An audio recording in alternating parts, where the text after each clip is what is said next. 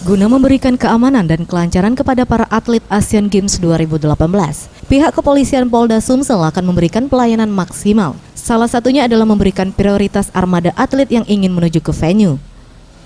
Menanggapi hal tersebut, Kapolda Sumsel Irjen Pol Zulkarnain Adinegara mengatakan, pihaknya mendukung dengan berlakunya pengalihan kendaraan seperti truk yang sebelumnya kendaraan besar melintasi jalur lintas timur dan direncanakan akan melintasi jalur lintas tengah. Pihaknya juga akan bersinergi dengan Direktorat Lalu Lintas Polda Sumsel yang turut mengamankan pengalihan tersebut. Dan juga pihaknya akan melakukan sistem buka tutup di beberapa ruas tertentu, seperti di kawasan Jalan Jenderal Sudirman yang sering terjadi penumpukan kendaraan di waktu-waktu tertentu. Diharapkan sistem ini dapat memberikan kelancaran kendaraan yang membawa para atlet maupun ofisial Asian Games 2018 tanpa mengganggu para pengguna jalan. Dan juga keberadaan light rail transit saat ini diharapkan dapat membantu kelancaran event internasional tersebut.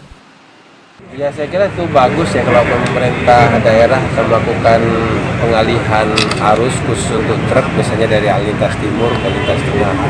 Karena itu mungkin setelah kurang lebih berapa ya, 14 hari atau mungkin 16 hari. Kita akan ikut mengamankan dan kami punya direktur lalu lintas supaya betul-betul kegiatan tersebut berjalan dengan baik.